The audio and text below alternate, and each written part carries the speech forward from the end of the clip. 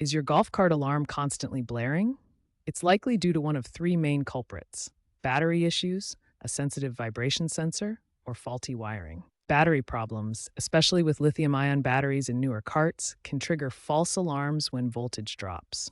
Vibration sensors, designed to detect movement, can be overly sensitive or miscalibrated. Wiring faults, common in older carts, cause erratic signals. We will go through the steps to check and potentially fix each of these issues. First, test your golf cart's battery using a multimeter.